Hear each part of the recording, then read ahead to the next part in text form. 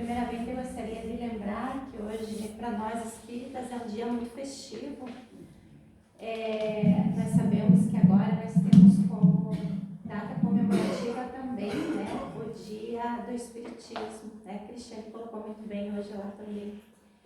Então, nós podemos dizer assim que cada vez mais os adeptos ao Espiritismo, aqueles que vêm, começam a estudar e entendem um pouquinho mais, se tornam espíritas, né? E vêm e gostam de ser e de dizer e mostrar o que é o Espiritismo. É uma religião onde a gente pode dizer que a gente aprende estudando. E diante de todos esses estudos que a gente tem, né, com as obras básicas e tudo aquilo que Allan Kardec também codificou e trouxe para nós podemos dizer que nós temos sim aquele estudo que a gente pode confiar. Todas as religiões são muito bem-vindas para todos nós. A gente se adequa mais àquela que toca mais o nosso coração, aquela que faz mais sentido para nós. Mas todas elas nos levam para o mesmo caminho, não é verdade?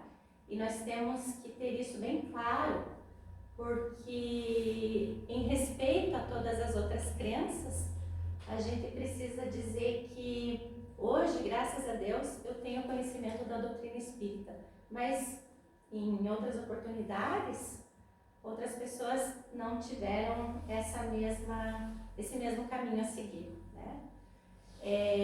Muitas pessoas se dizem não ser espíritas, mas gostam da doutrina espírita. Perfeito, não precisa ser espírita para estudar e dizer que se tornou um espírita. Conhecemos muitas pessoas também que falam que o quanto a doutrina espírita faz bem ao coração. E, no entanto, é isso que importa. Mas nós vemos também o quanto está crescendo o número de espíritas, né? O IBGE traz aí um número bem crescente cada vez que faz essas suas pesquisas, né? Então, para nós, hoje, 18 de abril, é o dia que se comemora o Dia do Espiritismo, no mesmo dia do livro infantil, né? Então, é uma data bem comemorativa mesmo.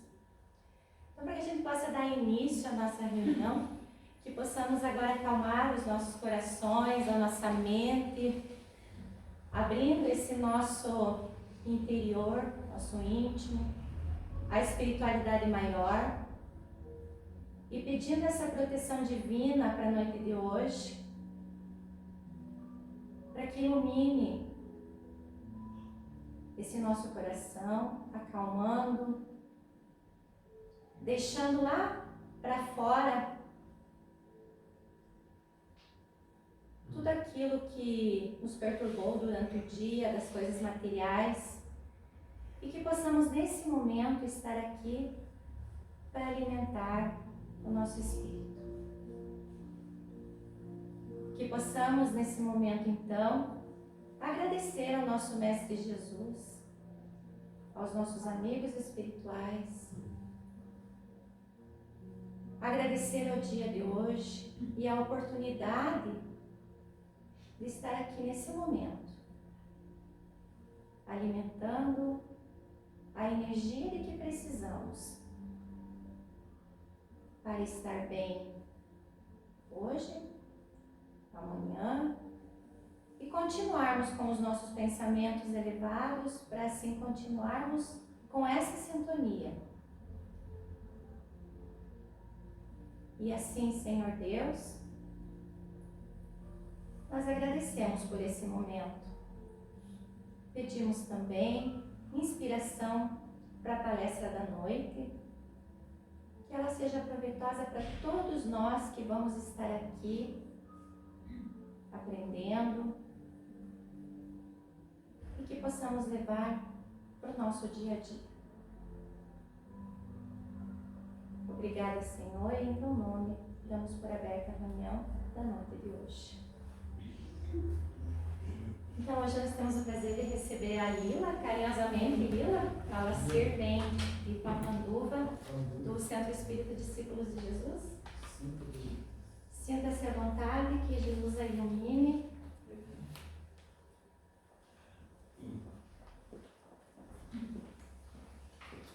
Então, muito boa noite a todos. Que possamos todos ser envolvidos, né, por essa energia boa dessa casa. Então, hoje nós vamos fazer uma reflexão, iluminação interior, baseada praticamente na obra Iluminação Interior, de Joana de Ângeles. Também vamos utilizar o livro Recados do Meu Coração, de Bezerra de Menezes, né? E a gente vai falar porque tanto Joana de Ângeles quanto Bezerra de Menezes chamam a nossa atenção pela falta da iluminação interior. E Joana de Ângeles já começa na introdução da obra, ela falando que o século XX pode ser considerado o século mais importante dos últimos tempos, em função de tantas descobertas, tantas conquistas, né? Tanto da ciência quanto da tecnologia. E diz ela que, embora todas essas tecnologias, tudo isso, elas têm que fazer nós ter as conquistas interior, as conquistas externas, né, como tivemos, está faltando as conquistas internas para a nossa autoiluminação. E diz Joana que todas elas, essas conquistas, aquelas que não contribuírem para a melhoria do homem, seu bem-estar, esperança, alegria de viver, tem pouca validade, tem pouco valor elas. No livro O Consolador, Emmanuel diz que nós precisamos fortalecer, desenvolver as duas asas. Quais são as asas? A do progresso intelectual e a do progresso moral. As duas são muito importantes para nós sairmos do chão e alçar voos, né, em busca da nossa evolução, da nossa perfeição. O ideal, o perfeito seria tanto o progresso moral quanto intelectual andassem junto, lado a lado, né? Mas não é o que a gente está vendo. O progresso intelectual está muito acima e o moral está muito abaixo ainda, né? E na obra Iluminação Interior, Joana faz a seguinte colocação: na grande noite moral que se abate sobre o mundo terrestre, a deficiência de luz interior é o que proporciona comportamentos inconsequentes e desvairados, a tudo ameaçando e a quase tudo destruindo. Não é isso que nós estamos vendo hoje, né? O intelectual acima e o moral abaixo. É por isso que nós estamos assistindo tantas violências, desentendimentos, guerras e mais guerras que parece que não tem fim, né? Então a gente está vendo muito hoje, a pessoa está vivendo muito o ter e não está vivendo o ser, que é o mais importante. Mas os espíritos aí nos dão um alento e eles nos dizem que o século XXI é o século do sentimento, é o século da sensibilidade, da ética e do retorno aos valores morais que foram desprezados. E ela diz o seguinte: o patrimônio dos sentimentos será o centro das cogitações da ciência e da religião e base de sustentação de um mundo novo. Que mundo novo é esse? Será?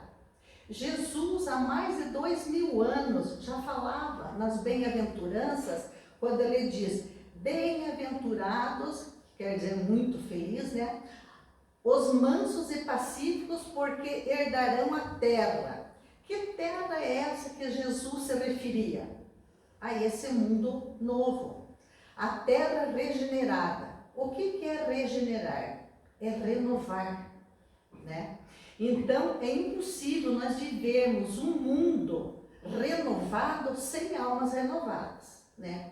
E a gente pergunta, quem que vai fazer esse mundo novo? Esse mundo de regeneração? São os espíritos que vão descer nos céus para fazer? Não. Somos nós que vamos ter que fazer, né? Porque não vamos viver um mundo regenerado se não tiver almas regeneradas.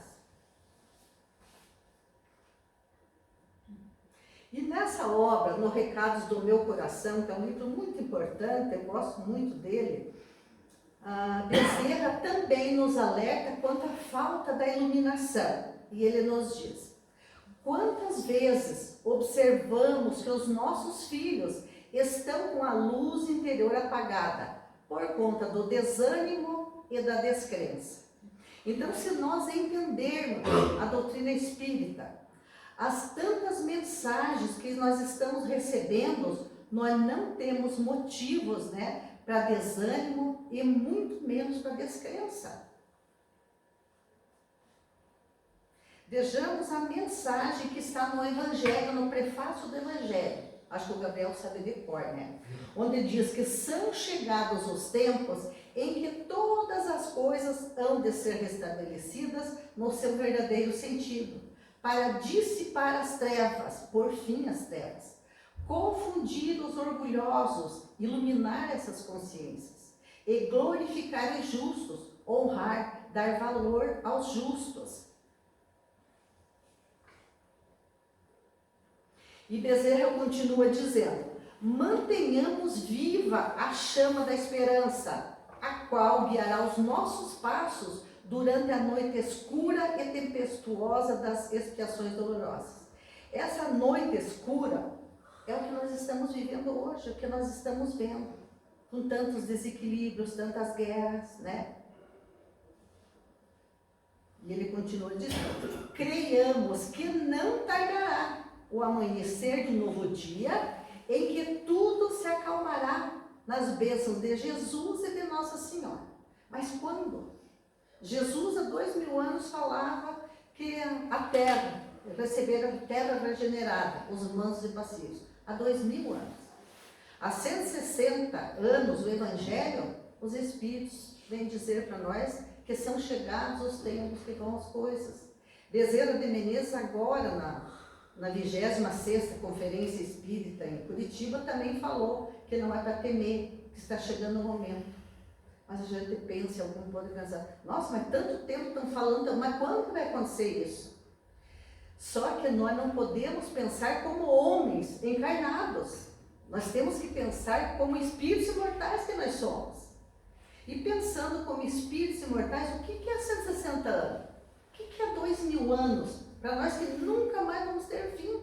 Não é nada. Só que agora está se intensificando as provas que está acontecendo.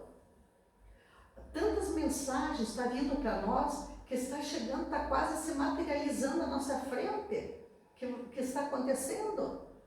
Tantas crianças vindo agora, com novas mentalidades para nos ensinar, né? Uma coisa que também muito nos chamou a atenção foi a pandemia recentemente, a Covid-19, que mexeu com o mundo inteirinho. Então nós estamos vendo que as coisas estão acontecendo e estão se acelerando para esse mundo da regeneração. Nós já estamos caminhando no mundo da regeneração.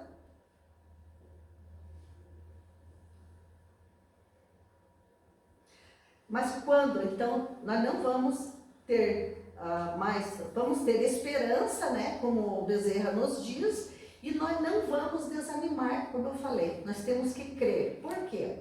Quando começar a vir essa descrença, esse descrédito na nossa mente, que invadiu nossos pensamentos, vamos lembrar daquela passagem de Jesus, que estava com os discípulos no barco.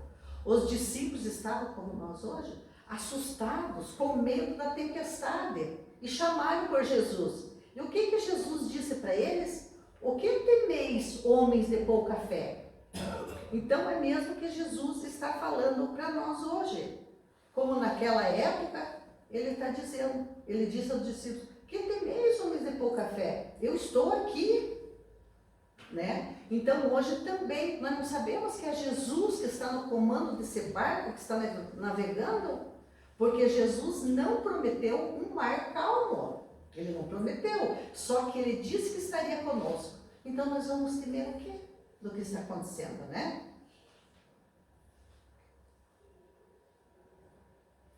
Quando oramos a Jesus, suplicando auxílio para as nossas dores, que nos atormenta a alma de amarguras, o Mestre continua dizendo: brilhe a vossa luz. E eu vou usar aqui uma frase bem conhecida de todos para nós explicar esse brilhe a vossa luz. Não deu peixe, ensine a pescar e ele se alimentará por toda a vida. Então, brilhe a vossa luz é como Jesus estivesse dizendo para nós hoje. Aprendam a pescar. Aí vocês vão se alimentar por resto da vida. E não precisam ficar batendo, suplicando pelo peixe, né? Então é isso que Jesus queria dizer. O que é esse aprender a pescar? É viver a cartilha que Jesus nos ensinou, os ensinamentos que Ele nos deixou, que todos nós sabemos. Primeiro é o amor, o perdão, a tolerância, a fraternidade. Essa é a cartilha de Jesus. Se nós seguirmos por essa cartilha que Jesus deixou, sozinhos nós vamos nos desviar de tudo aquilo que nos traga sofrimento, de tudo aquilo que nos traga aflições. Sozinho, não vamos mais pedir o peixe. Nós sozinhos vamos saber a pescar.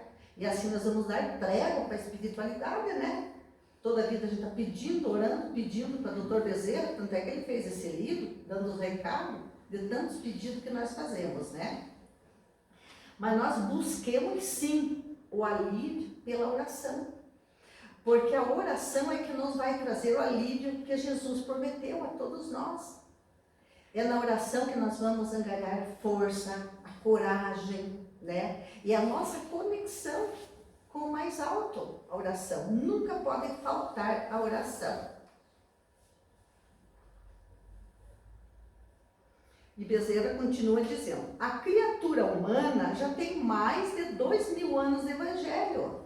Por isso agora os chamados milagres estão mais por conta da transformação interior de cada um do que necessariamente pela intervenção exclusiva de alguma força espiritual externa. E eu achei recentemente, até tinha perguntado para a tia Tereza qual obra que estava constando que eu vou falar para vocês, mas eu acabei achando que é nessa obra, No Mundo de Chico Xavier. Então, nessa obra, há uma excelente advertência dada por Emmanuel a nosso querido Chico, e com certeza serve para todos nós.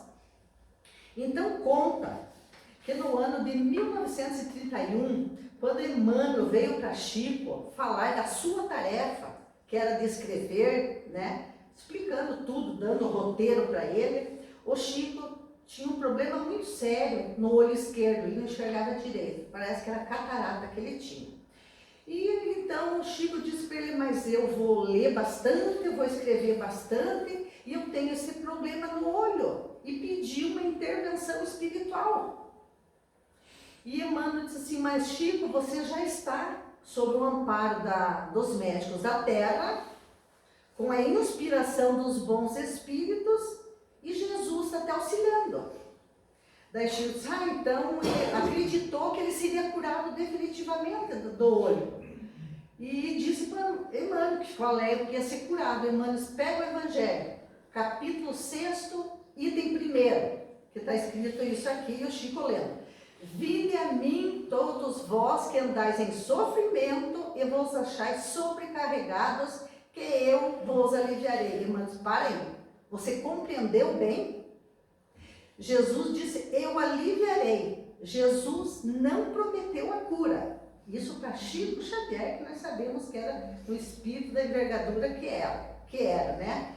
Então o Chico, mais tarde, anos depois, ele compreendeu que aquela doença que ele tinha era necessário para ele dar valor, para ele ter entendimento do sofrimento daquelas pessoas que o procuravam, para ele entender, e ele entendeu tudo isso. E mesmo com esse problema que ele tinha no olho, ele desempenhou magnificamente a sua tarefa, né?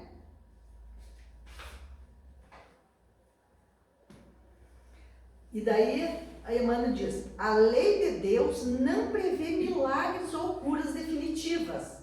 Poderão até acontecer, olhe quando que pode acontecer, se houver necessidades de evolução, se já conseguimos sanar questões passadas, quando prejudicamos os outros ou a nós mesmos, Razões essas predominantes no surgimento de variadas doenças.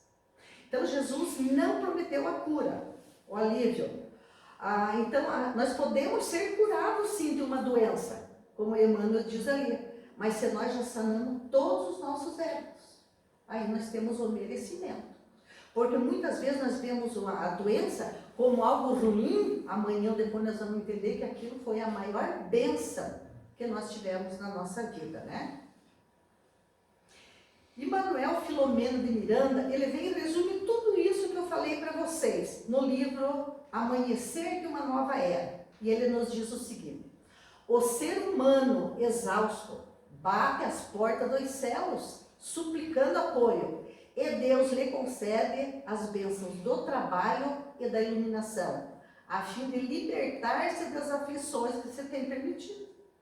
Seguindo a cartilha de Jesus, nós vamos sozinhos, né, nos libertar das aflições, né?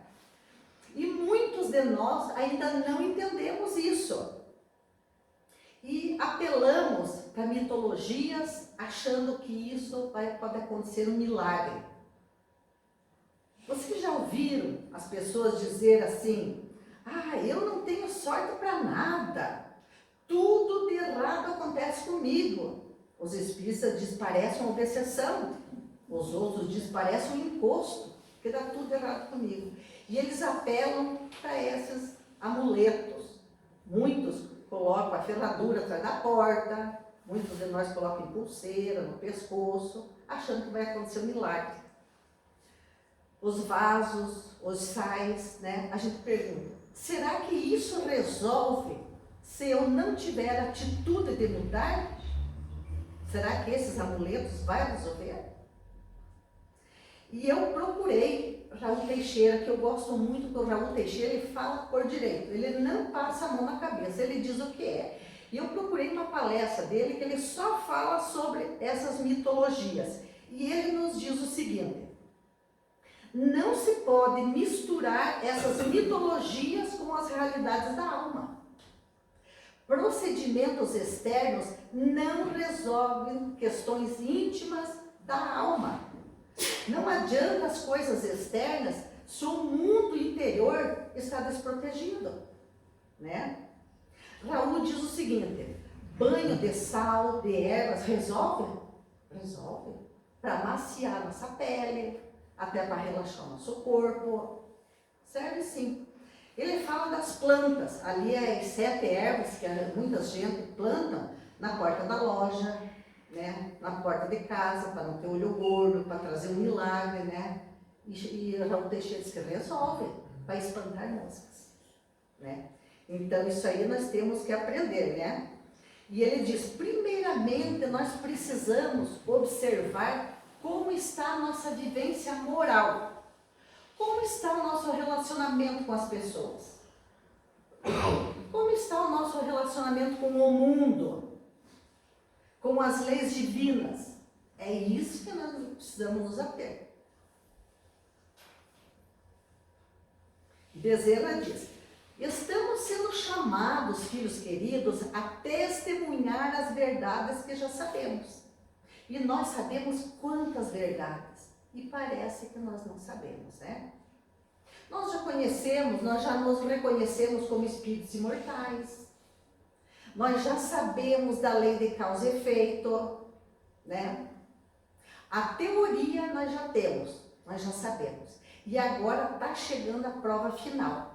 Agora o teste final. E não é mais teoria, agora é na prática, né?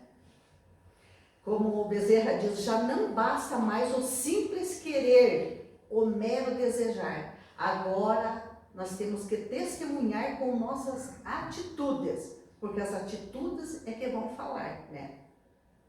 Então essas atitudes nós vamos falar mais adiante. Joana diz: candidato que és a uma existência saudável, após tomares conhecimento da vida espiritual, nós que já sabemos, né? Que é plena, que é bela, que é maravilhosa, não te permitas a prática dos deslizes morais considerados de pequena monta. Então Joana nos alerta dizendo que muitas desses nossos deslizes é o que está dificultando a nossa autoiluminação. E o que seriam os deslizes de pequena monta que a Joana fala? Ela fala primeiro da mentira branca. Mentira branca é um mau hábito, qualquer tipo de mentira. Mentira não tem cor. E todos nós mentimos por automatismo. Por exemplo, bate lá na frente, eu pior ainda, eu mando o filho, vá lá e diga que eu não estou. Né? Ah, não fui eu. Acontece uma coisa lá, quebrei um copo, o marido chega, não fui eu, caiu o vento, derrubou. É automatismo isso. Passa alguém vendendo uma rifa, eu já comprei. E eu levei nos dedos, como diz os jovens, nós estávamos em família na praia. E estávamos umas 8 pessoas sentadas e passou um rapaz muito alegre com aquela cesta de churros vendendo. E passou alegre, chegou ali na turma e eu peguei esse sinal, passe na volta. Alguém do meu lado, uma pessoa muito querida, bateu em mim e disse, você vai comprar? Eu disse, não. Elas focaram assim, não precisa passar na volta porque nós não comemos doce, nós estamos pré-diabético, diabetes, não comemos doce, mas boas vendas para você. Eu fiquei bem quietinho e serviu de lição para mim. Tá? Por que precisa dizer para ele, passa na volta? Eu não ia comprar. Automatismo. Então nós temos que começar a nos observar, porque Joana fala que essas são as pequenas coisas que nós devemos fazer. Porque se nós não somos fiéis às pequenas coisas, como é que nós vamos ser nas grandes? Né? Ela fala também das reclamações e queixas. Daí Emmanuel vem e nos diz assim, que reclamarmos, ficar se queixando uma vez, 2 vezes, 3 vezes é até aceitar. Mas viver reclamando de tudo, de todos, em todas as situações, é um ato doentio e nós começamos a atrair infortúnio, enfermidades, né? Então, queixas e reclamações a partir de hoje, 0, né? Vamos parar de reclamar. Porque é atração, né? É a lei de atração. Nós reclamamos, vamos atrair também reclamações, pessoas reclamonas.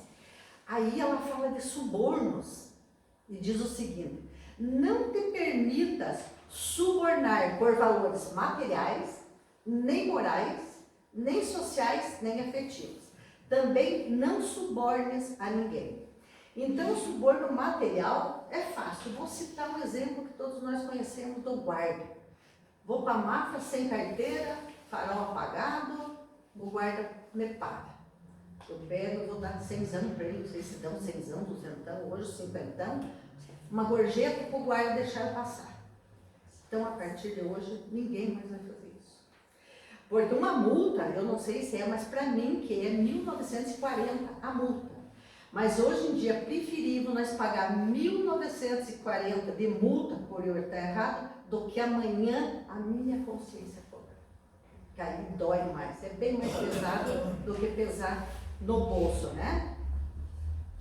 Daí sobre os subornos morais, sociais, afetivos, por exemplo, uma mãe vai dar uma comida para o filho, o pai ou a mãe, e diz assim, se você comer tudinho, você ganha sobremesa. Se você for para a escola e tirar nota boa, no fim do ano você ganha um celular novo. Ensinando para a criança que tudo é a base de troca, né? E conversando com o Dario sobre bem esse assunto, ele contou que lá na casa deles apareceu uma mãe. Estava muito chateada com a sua filha, contando para eles lá, que a filha queria que a mãe fizesse alguma coisa, que era errado lá, e a mãe disse que não ia fazer. E ela disse, tá bom, se a mãe não fizer, eu não vou deixar mais a senhora ver os seus netos. Usando o neto como moeda de troca.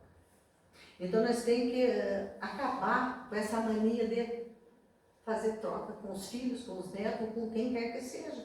Porque isso aí já está vindo de geração em geração, ensinando eles que tudo tem que ser a base de troca. Depois a gente se surpreende, né? Daí vem o nosso querido Emmanuel e diz o seguinte, tão logo apareçam, corrijamos os nossos erros considerados pequeninos, porque sem isso o dia virá em que passaremos a aceitar os nossos grandes erros como se fossem pequeninos. Está no livro, agora é o teu. Então, Emmanuel também vem reforçar isso. Então, nós falamos agora desses defeitos, das coisas que nós devemos tirar dos nossos hábitos. Então, vamos falar alguns hábitos que devemos colocar. Então, eu pesquei 3 ali para a gente citar, porque tem muitos que a Joana fala. Então, eu achei os mais fáceis. O primeiro é a gratidão. É o sentimento que mais nos aproxima de Deus. E a gratidão nos ajuda na saúde física, emocional, mental. E na gratidão nós vamos encontrar o alívio que Jesus prometeu, né? E eu vi uma frase bem interessante que diz assim: não são as pessoas felizes que são gratas, são as pessoas gratas que são felizes, né? Então vamos usar da gratidão. Eu duvido aqui que tem alguém que acorde de manhã e não tenha algo para agradecer. Só de você levantar, abrir o olho, você já tem um motivo para agradecer. E no decorrer do dia você tem 1000 coisas para agradecer. E nós temos muito mais do que agradecer do que a pedir para nós, né? Alegria é um fator essencial para a nossa felicidade.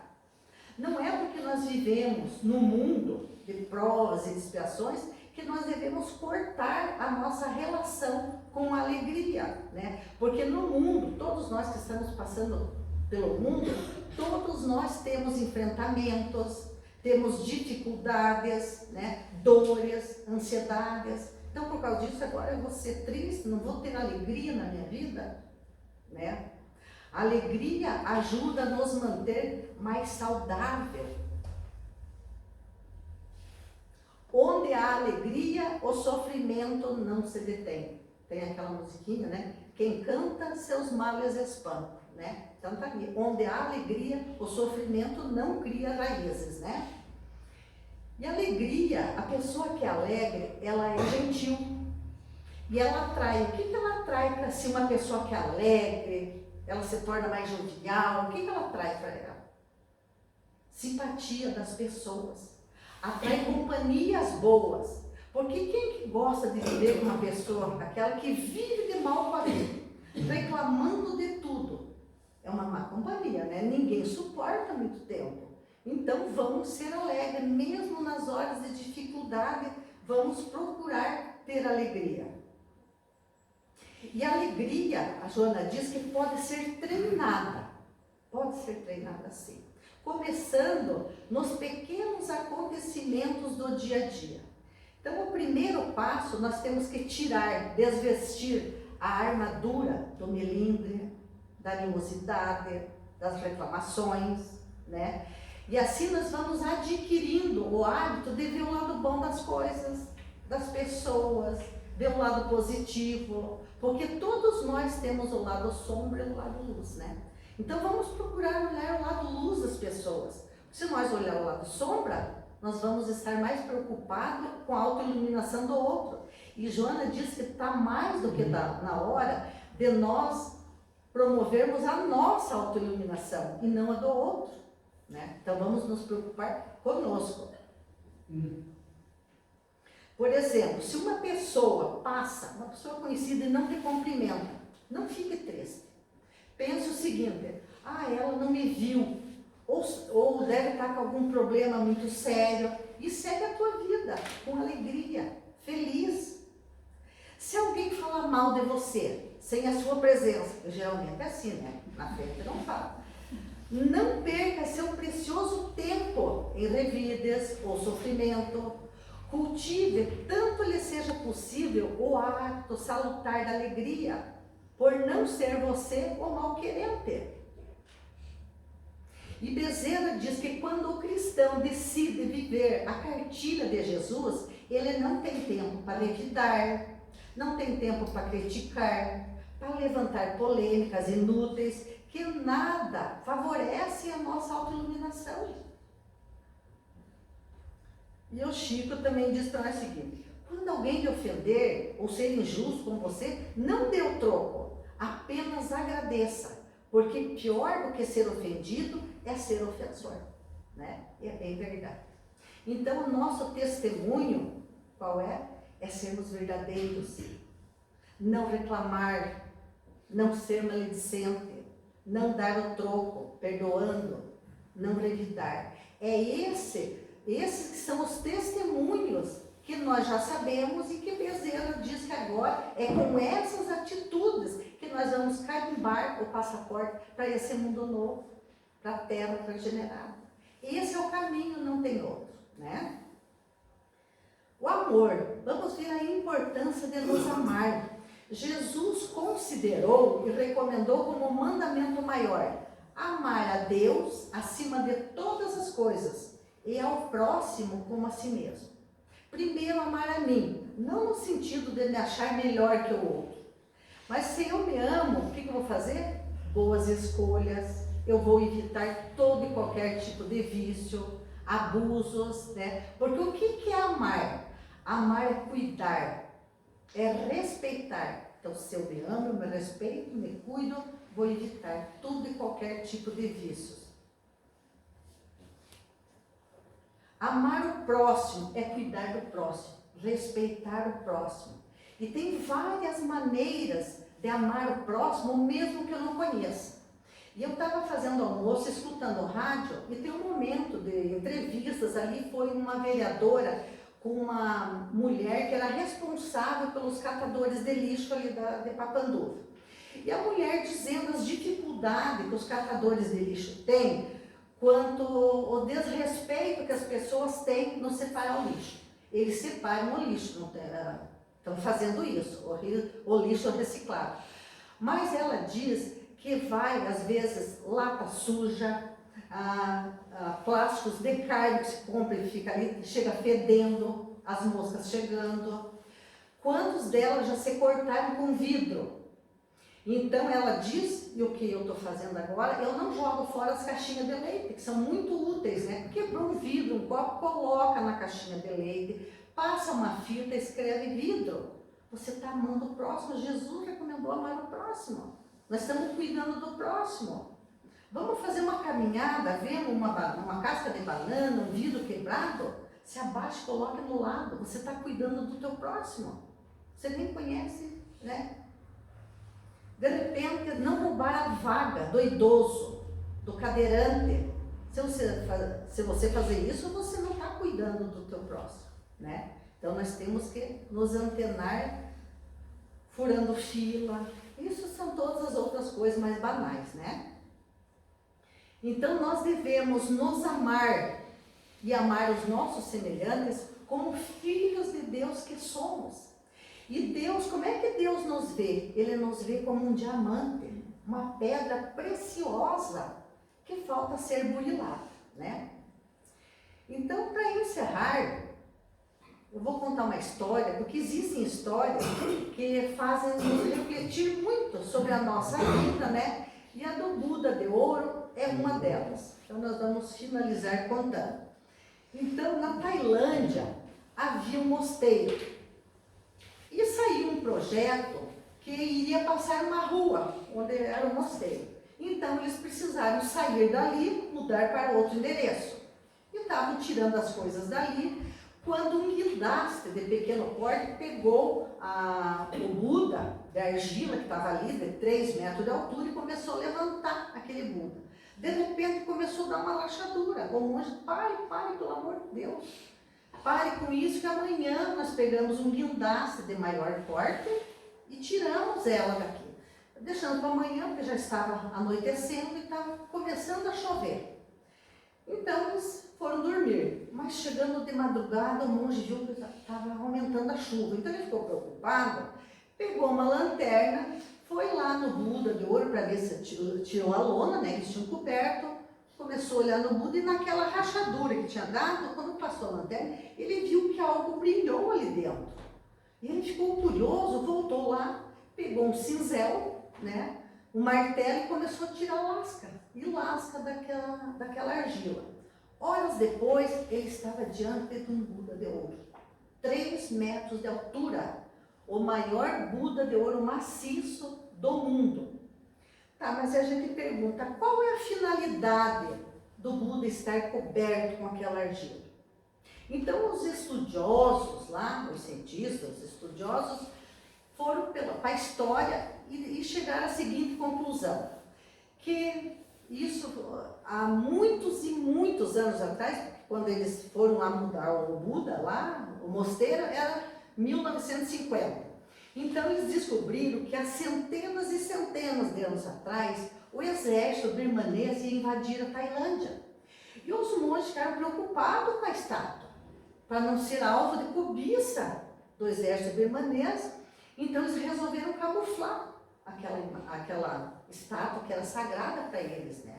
E assim eles fizeram. E houve esse ataque e todos os monges morreram. E não ficou nenhum para passar adiante para os outros monges e para quem viria ali, para ninguém, que aquele monge era de ouro maciço, né? Então, como eu falei, a maior estátua do mundo em ouro maciço, pesando 2 toneladas, né? E nós somos semelhantes a essa estátua de ouro.